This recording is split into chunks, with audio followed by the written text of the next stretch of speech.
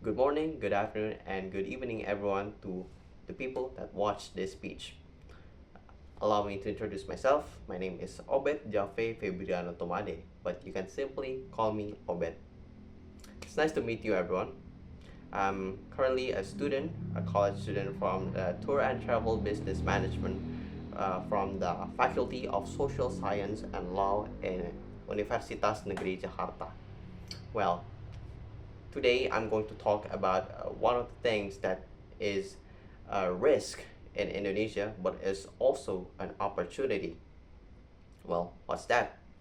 Uh, in a far land, there is a place that is called Bantargebang. So, what is Bantargebang? Bantargebang is a place that is a mountain of garbage. It's a mountain of garbage that is located in Bekasi. It is the largest landfill in Indonesia, and it's also one of the biggest landfills in Southeast Asia.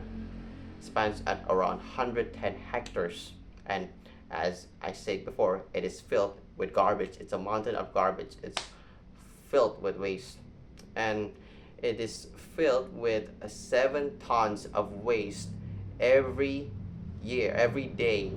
That those waste, they came from Jakarta, which is why this right now I'm talking about the 12 SDGs, which is responsible consumption and also responsible production.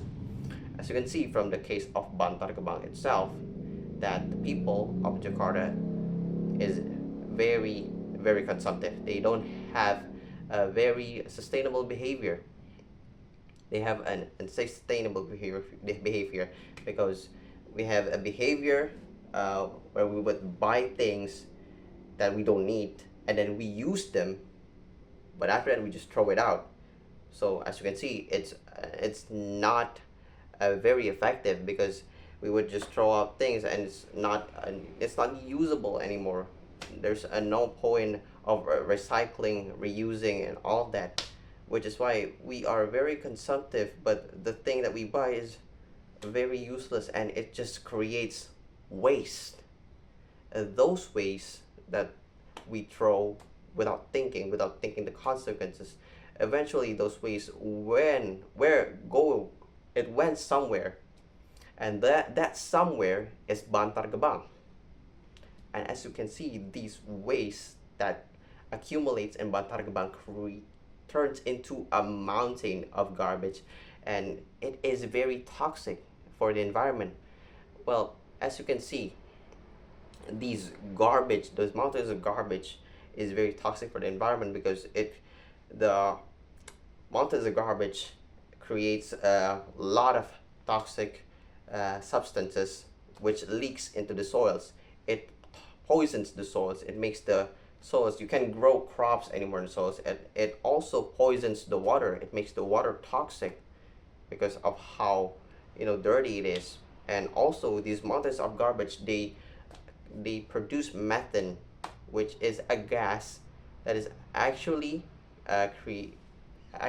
is one of the gas that contributes to climate change, which you can see these mountains of garbage is actually dangerous because it's very risky. They could even change the climate and they could poison the water, the environment.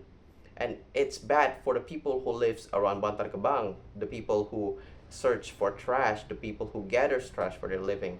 It's bad for them.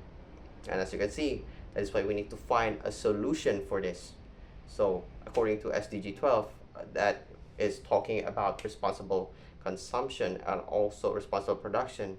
We need to find a solution where it would be sustainable and it would help Bantargebang to recover.